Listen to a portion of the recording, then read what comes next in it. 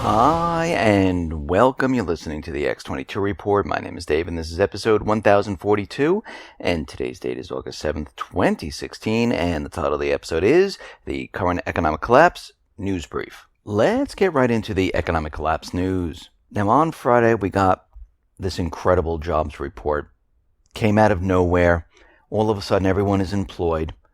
And I did make it a prediction. I don't like making predictions. I like looking at economic indicators, political, geopolitical indicators, putting all the information together and try to figure out what is about to happen. Now, sometimes it hits, sometimes it's off a little bit. The timing is not always right, but we get very, very close to what is happening. And we see that the unemployment rate, it remained at 4.9%. Now, as we get closer and closer to the elections, normally what happens is they want the economy to look really, really like it's doing really, really well. So what they're most likely going to do, because we see they're pre-staging this, is they're going to bring down the unemployment rate. And they're going to have to drop it by quite a bit to really get the attention of the American people. And that's why I made that prediction. And we also saw that there were a lot of anomalies with the jobs report. A lot of people aren't working.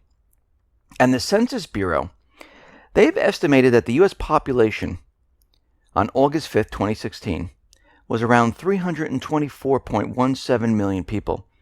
That's up from about 308.76 million in April of 2010.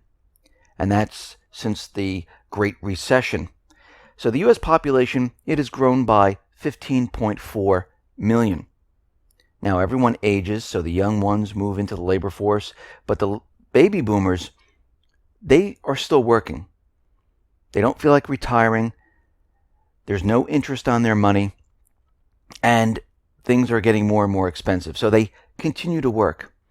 In 2010, 24% of the people were under 18. That was 74 million people. Millions of them have since moved into the labor force. In April 2010, there were 130.1 million non-farm payrolls. In the jobs report that came out in July, there were 144.4 million.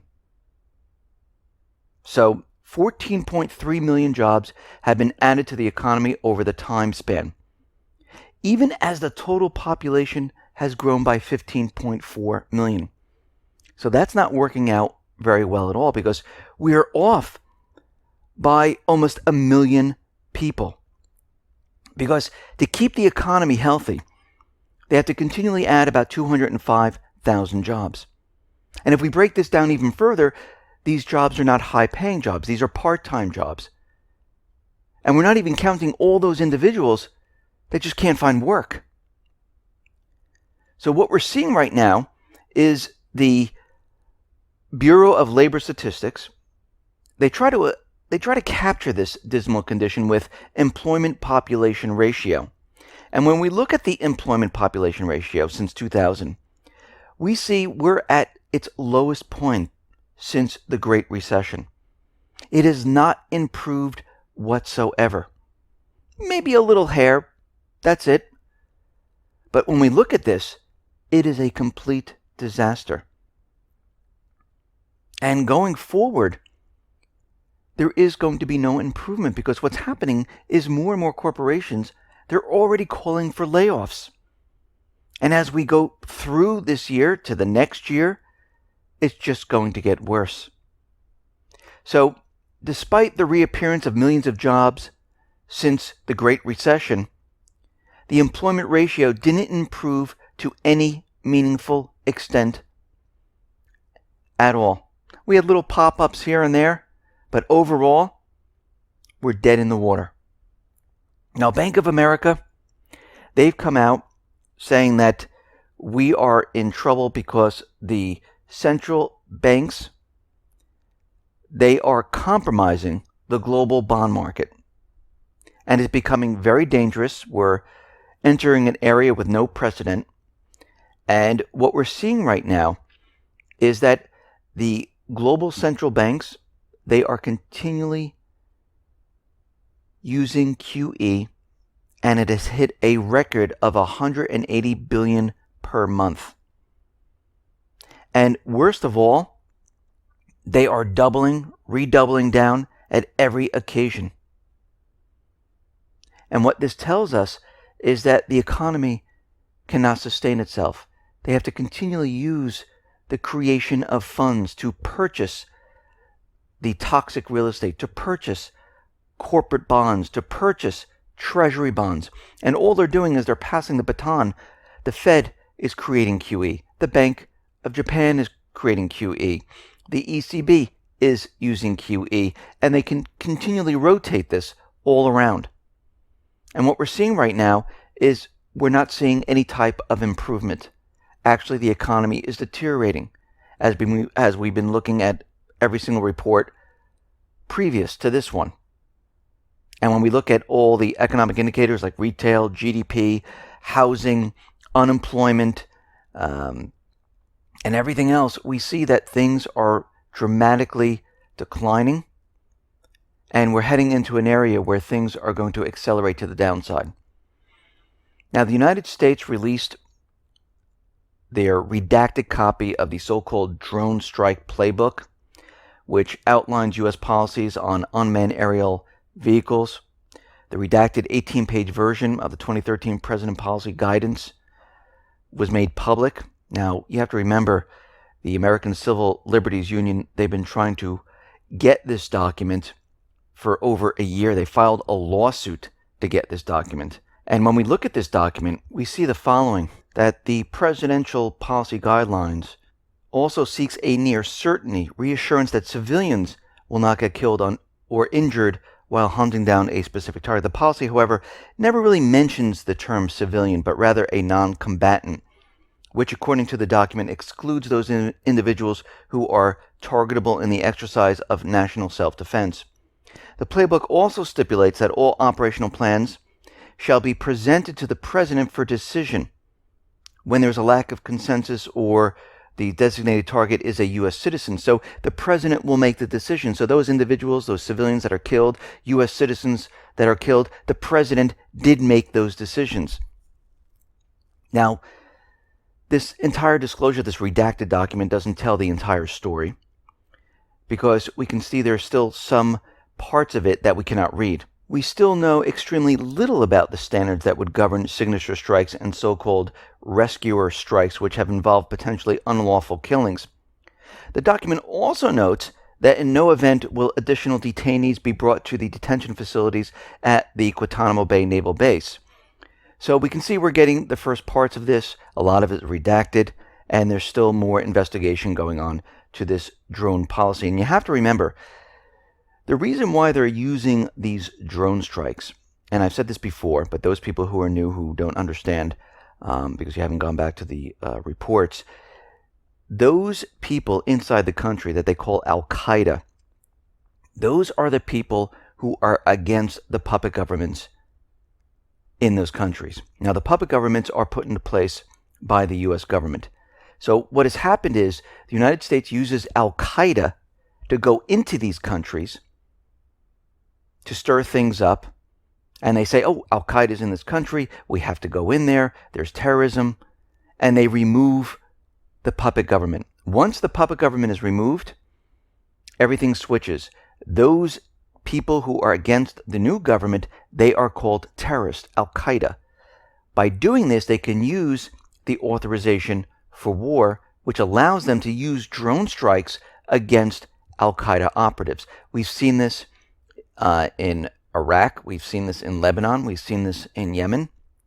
We've seen this in Syria, where they're using Al-Qaeda, al-Nusra, the Islamic State, to topple the Assad government. And if they ever did remove Assad, all those individuals that are against the new puppet government, they would be called terrorists. We saw this in Ukraine. Once the coup d'etat was complete, those people in the southeastern region, Crimea, they were all considered terrorists at the time. Now, North Korea, they have accused Washington of planning a preemptive nuclear strike, because you have to remember, we reported on this. In Guam, they replaced the B-52 bombers with B-1 bombers. And of course, North Korea is looking at this, saying this is a staging area where they're going to use these bombers later on once the war starts. And of course, it's also being used to provoke North Korea. And we can see they want North Korea to take the next step. And this is why they're continually pushing.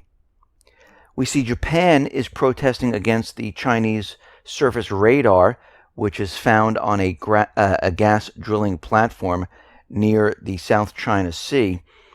And we have to think about this for a second. Japan found radar systems on a gas drilling platform. Now, the radars that they found, they're not powerful enough to be used for military purposes. But it is designed to detect ships. Now, why would gas drilling platforms have radars?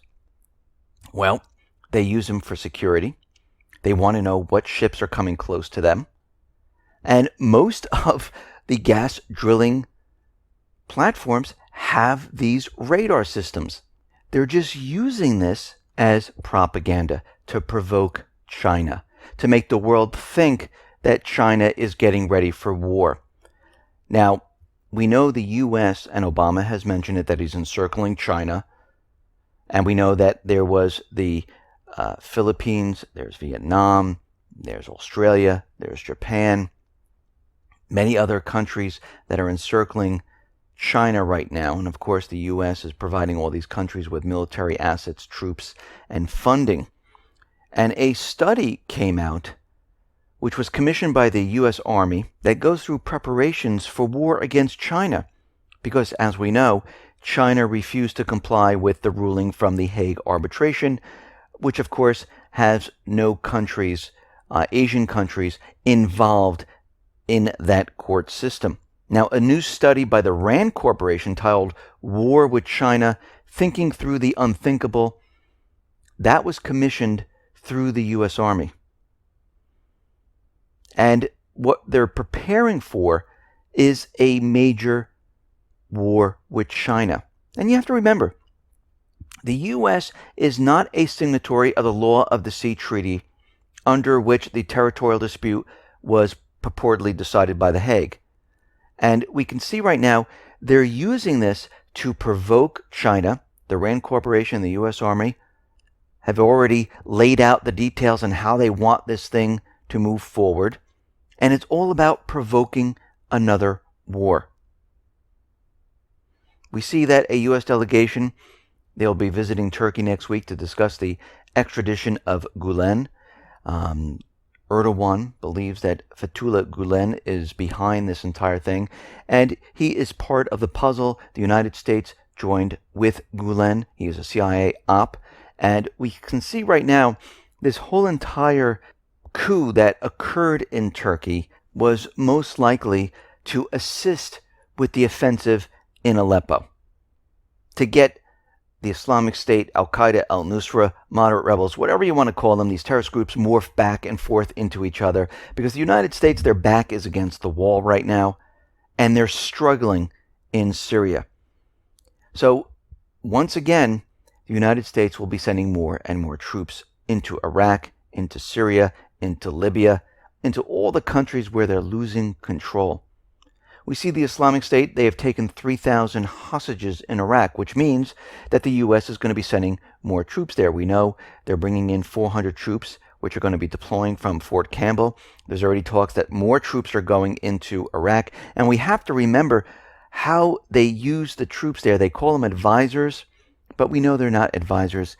We know there's a treaty with Iraq that the United States can only have something like 4,600 and change number of soldiers in Iraq permanently.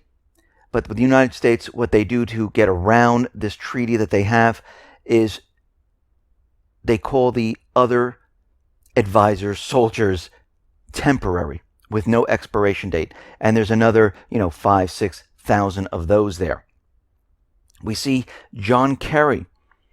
Well, since the Aleppo offensive has failed in the beginning of August, Kerry is pressing on Russia for cooperation talks on Syria. Now, while Kerry is pressing Russia for more talks, saying, oh yes, we need ceasefire, we need a peace talk, we need all of this because our plans completely failed, this Saturday, we see that the moderate rebels, al-Nusra, al-Qaeda, they launched another offensive against Aleppo.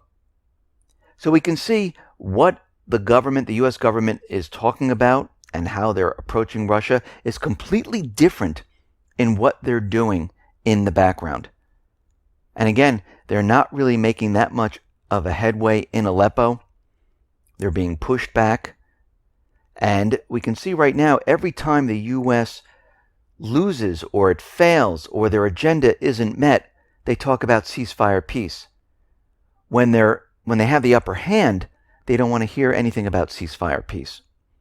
And this is something that we're continually watching. We see there is a machete-wielding man out in Belgium screaming Allahu Akbar all over the place. Now, of course, the Islamic State took responsibility for this, and we could see what's going on here in Germany, in Belgium, in France, and many of the European countries. The United States government central bankers, they need for these countries to be with them with what's going on in the Middle East. Most of these countries want to get rid of the sanctions with Russia.